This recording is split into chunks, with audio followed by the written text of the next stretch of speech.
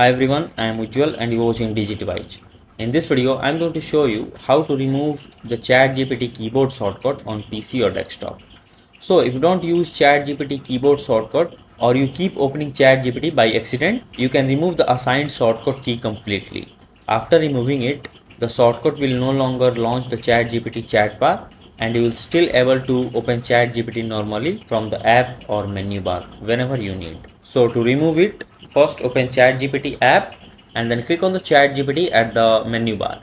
Now here choose settings. After that, in the ChatGPT settings window, scroll a bit and go to chat bar section.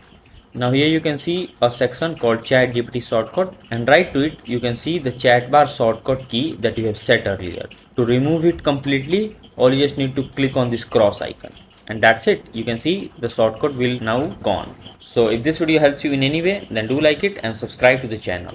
Thanks for watching.